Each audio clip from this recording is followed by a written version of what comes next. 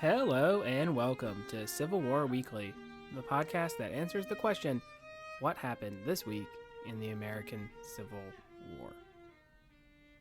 I'm your host, Tim Patrick, and this is episode 59, May 2nd to May 8th, 1862.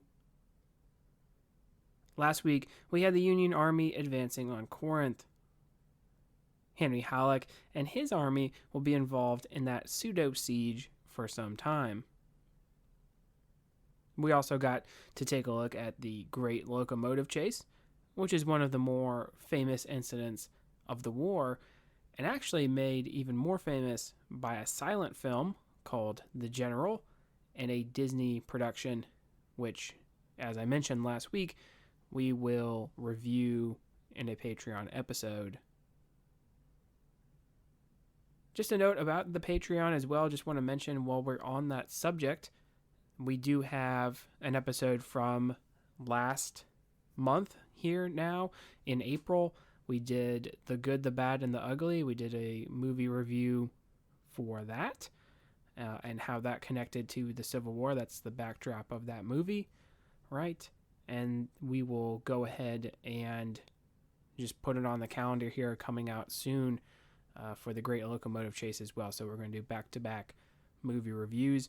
If either of those things sound interesting to you or the memoir reviews that we have done, by all means, please, your support for the show is greatly appreciated. This week, we head back to the peninsula as the stalemate that has developed at Yorktown will finally be broken. We will close out by seeing what is going on with Stonewall Jackson in the Shenandoah Valley. Remember that McClellan was constantly expecting there to be a far greater force in front of him than there was. Rather than take the risk of an all-out assault, he would wait until his larger siege guns were in position. This was made more difficult by the fact the roads in the Tidewater region of Virginia were not so good for heavy travel, and so they were limited. Men from the 1st Minnesota, using their skill as woodsmen, would actually cut down trees and lattice a roadway for the Union Army during this time. In May of 1862, everything was ready for the siege to begin. Joseph Johnston knew that McClellan was waiting for all of his artillery to be in position so that it could open up simultaneously rather than have certain batteries begin, followed by others. Johnson, remember, was wishing to wage a defensive war, but it is unclear whether he really wanted to make a stand at Richmond. During the standoff at Yorktown, he had suggested, with the support of James Longstreet, to shift bases and move the majority of the Confederate Army to Washington. Magruder's Peninsula Army would stay behind and hold out against a superior number for as long as possible. Washington, Baltimore, and maybe even Philadelphia would fall before McClellan could move his forces, or chase after them having captured Richmond. Jefferson Davis and Robert E. Lee, both wishing to save the Confederate capital, would decline this option. Without this major shift of base, Johnson would look at his current position as untenable. He did not have the firepower that the Union Army did, and he realized if he stayed in their entrenchments at Yorktown, they would simply be blown away. Robert E. Lee had wanted to move as much material out of Norfolk as possible before this would occur. Norfolk would have to be abandoned without the Warwick Line. Johnson would begin his withdrawal on May 3rd. Left behind were several obsolete cannon that had manned Magruder's defenses. McClellan was denied his grand bombardment as he had envisioned, being seen as an expert in siege warfare. Truly, we can feel sorry for Little Mac here. All he wants is a siege, and he just never gets there. No, now was the time for the pursuit of the enemy forces. He first sent out his cavalry under George Stoneman in pursuit of the retreating Confederates. Stoneman was a New York native who attended West Point at the same time as Stonewall Jackson and George B. McClellan. He would become the chief of cavalry for the Army of the Potomac and eventually be captured in a raid attempt to free prisoners in Andersonville. After the war, he would relocate to California. Stoneman would make contact and skirmish with some of the Confederate cavalry and rearguard of the army. Meanwhile, Little Mac would send William B. Franklin's division up the York River in an attempt to land and cut off the Confederates. Remember that the peninsula here in the Tidewater region of Virginia has the York River to the north side and the James River to the south side. William Buell Franklin was a Pennsylvania native that graduated first in his class at West Point. An engineer, he participated in expeditions of exploration in the West before the war with Mexico. He will not get along well with Burnside, which will lead to his essential benching for the latter part of the war. Franklin was offered to McClellan to replace Erasmus Keyes, who we talked about as missing an opportunity at First Bull Run. We will get into the action that Franklin sees shortly. Just hold that thought as he will be landing up the peninsula at a place near West Point. Divisions under Baldy Smith and Fighting Joe Hooker would lead the way. Joseph Hooker had attended West Point and spent some time on several staffs in the Mexican War before resigning and spending some time in California. He will rise all the way to command the Army of the Potomac, but will underwhelm there. Afterward, he will serve in the West, but he will be asked to be relieved of command before the conclusion of the Atlanta campaign. Men under the command of Longstreet would remain behind to act as a further rearguard. Williamsburg had been bolstered with some fortifications that Magruder had built during his time in the area. Abattis has been placed all along this line to hamper any federal approach. Sumner is the commanding officer on the field, even though Hooker is part of Heintzelman's corps.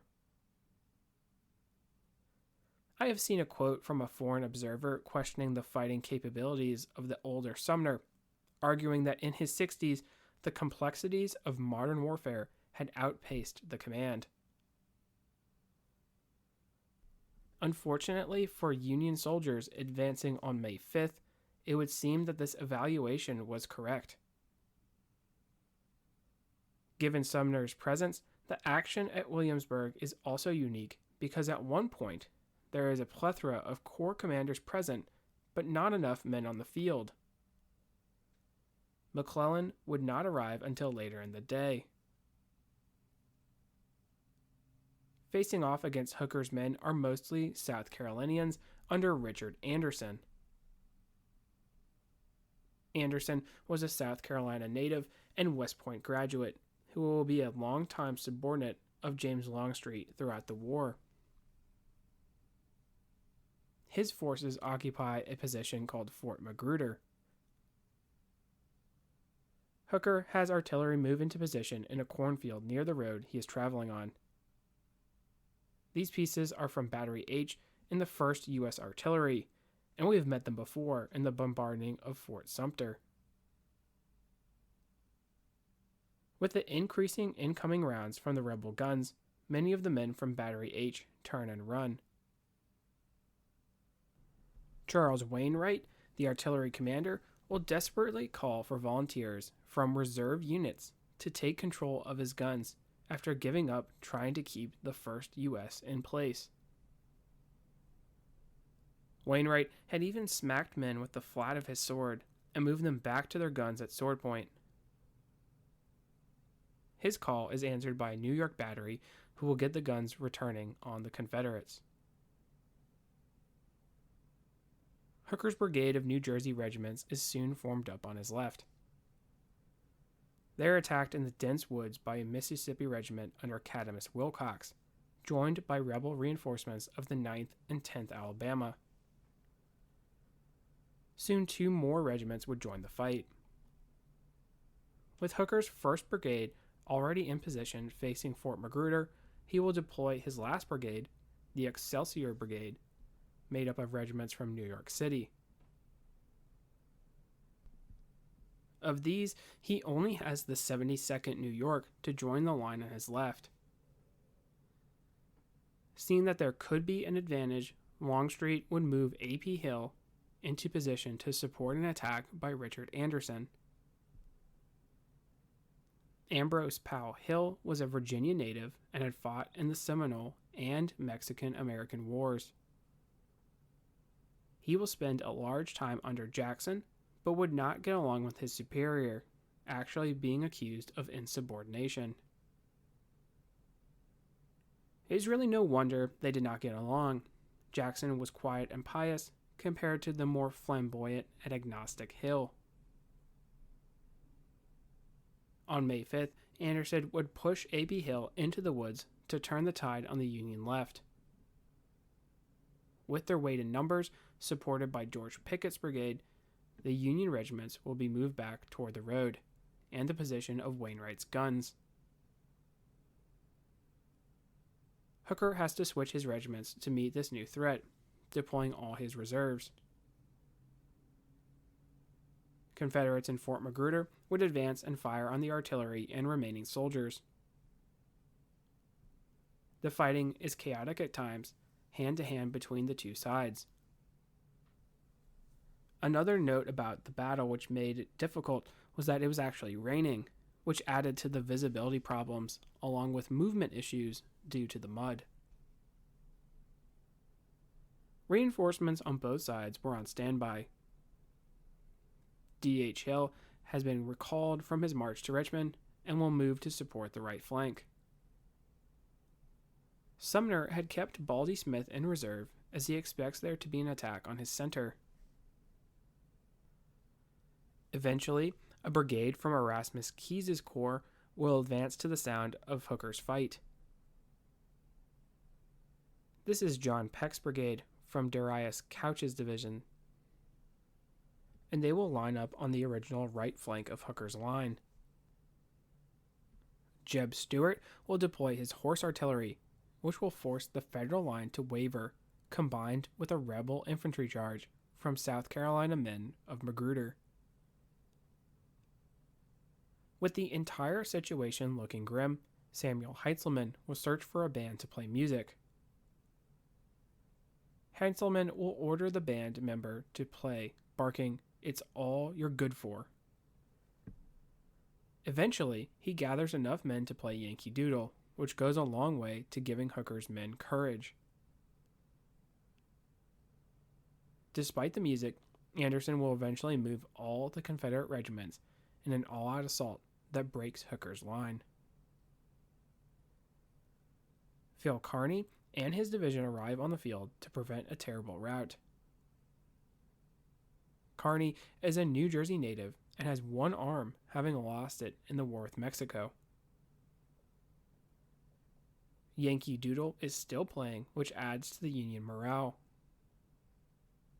Kearny will run into remnants of one of Hooker's New Jersey regiments and yell out, "I'm a one-armed New Jersey son of a gun, follow me." These added regiments will halt the southern attack by Anderson and eventually push his men back before darkness falls. While Hooker is engaged with Anderson, there is other action that will take place on the Union right flank. Winfield Scott Hancock will move his brigade to investigate a claim that there are Confederate redoubts that are vacant in the area. Hancock will actually be accompanied by one George Armstrong Custer. Having occupied the redoubts, Hancock is in a dangerous position on the Confederate left flank. Ignoring orders to withdraw, Hancock would understand that his position endangered the whole Confederate line. Sumner will hold Baldy Smith back despite requests to go support this advanced brigade. McClellan would soon join the scene and order Smith to send part of his division in a move to their right. These men have been marching and countermarching in the mud. Jubal Early will lead his brigade in an assault to dislodge Hancock.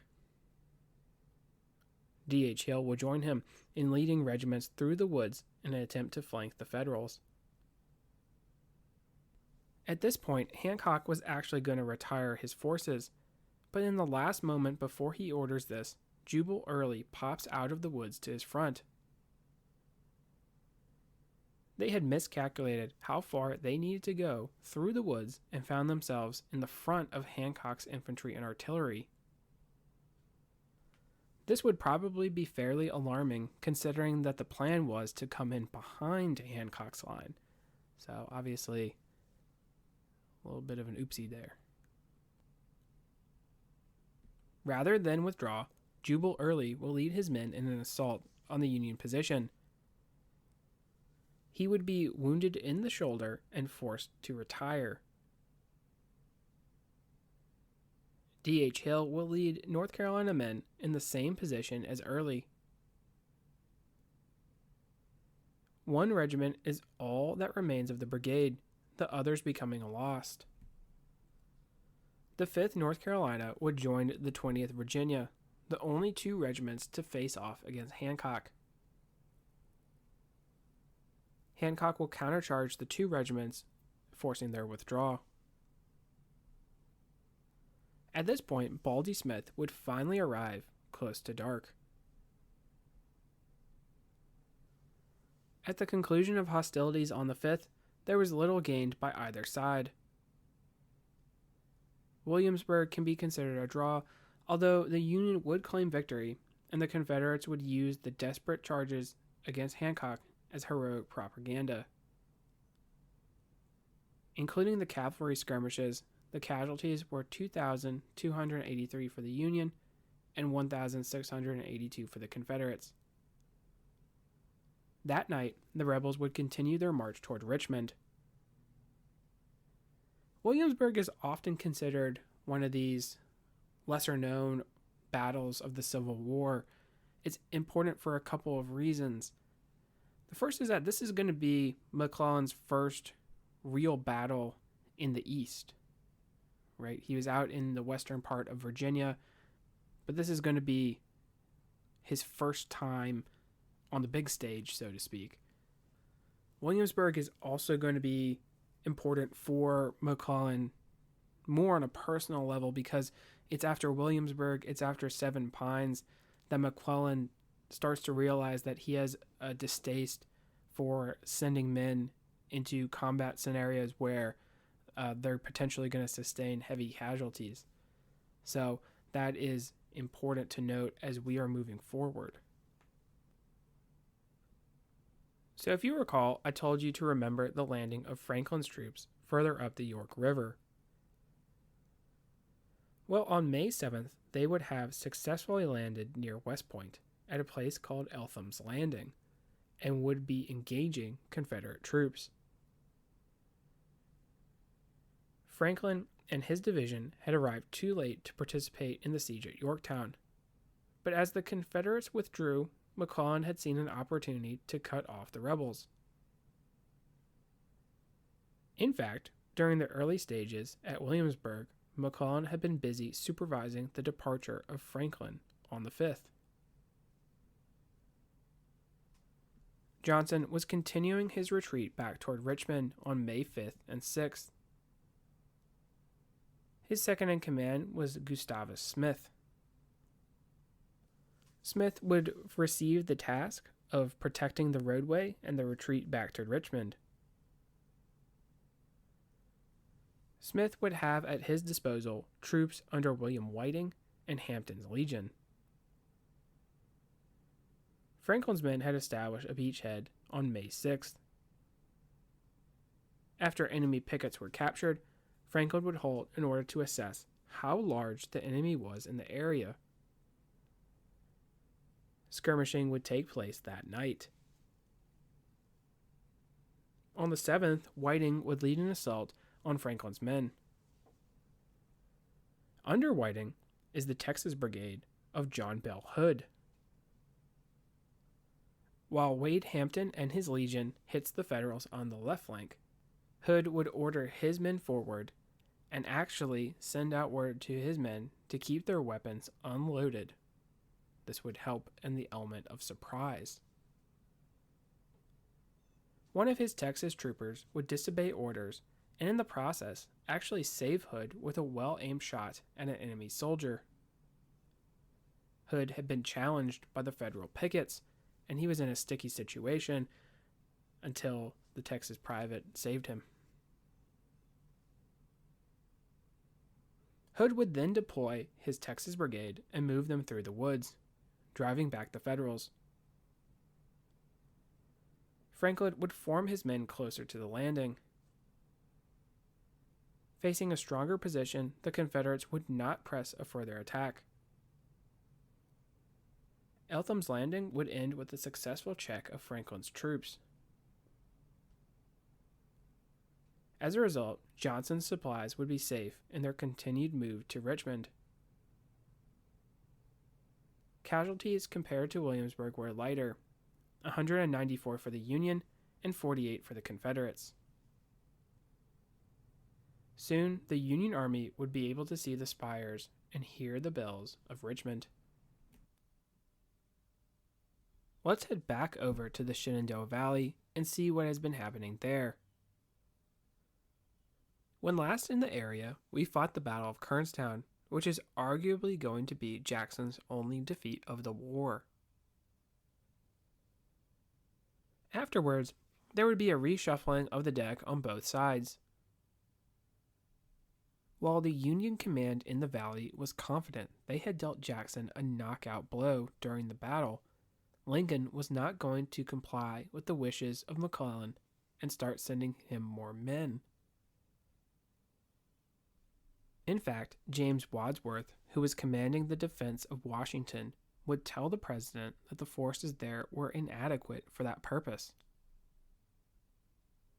Rather than let McDowell join McClellan, he would remain where he was in central Virginia. Likewise, Banks would have to put a pause on shifting Shields and his division to Manassas Junction. To his credit, and often I do not think he gets enough of it, even when he can be frustrating to understand overall, McClellan does argue that Jackson's force will no doubt be shifted to defend Richmond eventually, which actually does end up happening. This was an argument, of course, as to why he would need the 37,000 men under McDowell, who definitely could have bolstered his command in the siege of Richmond. Originally a corps commander, he would be under McClellan no longer, holding independent command. Jackson, on the other hand, was going to reorganize and drill his current force, attempting to split some of Ashby's men to allow for less creative command, shall we say. Garnett was gone, replaced by Charles Winder. William Tolliver would be in command of the 3rd Brigade. John Campbell, the 2nd Brigade. Jackson wanted to make sure that for the rapid moves he had planned, there would be as little straggling as possible, so drill was that much more important. The strategic situation in the valley was this. Richard Ewell was ordered by Johnson to support Jackson's efforts in the valley. His division would find itself in a spot where it could be dispatched to the valley, or it could move into central Virginia. Jackson also had the less than 3,000 men that Allegheny Johnson commanded. Johnson is still where he was when last we checked in with him, guarding the approach to Stanton, via West Virginia. Facing Johnson is Robert Milroy and Richard Schenck, each with around 3,000 men. Behind them is the Mountain Department, commanded by John C. Fremont, able to bring a total force of 30,000 men to the field. Jackson realizes that his 8,000 men need to be used so that Fremont, from West Virginia, and Banks, from around Winchester, do not converge and destroy Johnson. He will decide to check Fremont first by combining forces before dealing with Banks. Moving quickly and with secrecy, remember he will keep his subordinate commanders in the dark about his plans moving forward. Jackson's division will combine with Johnson at Stanton on May 4th. Once combined, the army would move west. On May 7th, Milroy would fall back to a place called McDowell, which was along the Stanton-Parkersburg Turnpike. There he was reinforced by Robert Schenck, with around 1,200 men from his brigade. Schenck, being the senior officer, would take command. Jackson's men would deploy on high ground called Sillington Hill. The Federal commanders did not want to withdraw in the face of the unknown enemy strength, so it was decided to attack the rebels on their position, even though the high ground was called a natural defensive work. The 12th Georgia would occupy a salient in the center of the Confederate line, with regiments forming in on their left and right. Because of their exposed position and the sunset silhouetting the Georgian troops, their casualty rate was 35% of the total Southern loss. Schenck would try the center, which did not budge, and he tried flanking the enemy as well. Each attack was repulsed. Because of the rugged mountain terrain, neither side really utilized artillery in the battle. With darkness setting, the Union force would withdraw, having inflicted 498 casualties as compared to 256 of their own. This is a pretty interesting battle because these numbers are surprising. The Union force was outnumbered and attacking uphill, and there was no artillery, and yet they ended up inflicting more casualties than they sustained. Jackson would pursue the retreating Yankees for some distance before moving back into the valley. Even with the larger number of men lost, this was considered to be a big win for the South. Stanton would be safe for the time being, Jackson having launched an attack to see Fremont halt his advances. Now it was time to deal with Banks. But we're going to go ahead and stop there. We had 3 battles this episode, so we can go ahead and call it quits. We had Williamsburg, which marks the first pitched battle of the Peninsula Campaign, as well as Eltham's Landing. Stonewall Jackson will see his fortunes shift with a victory at McDowell. Next week, it looks like we're going to have another Navy-heavy episode with action at Drury's Bluff, and unfortunately, we have to say goodbye to the CSS Virginia. If you like what you hear, please make sure to leave a review. Posted in the description should be a link to the website, Patreon, as well as Venmo information. Support for the general upkeep of the show is greatly appreciated. Once again, feedback is welcome. Questions, comments, concerns. The email is cwweeklypod@gmail.com. Thank you all so much for listening, and have a great week.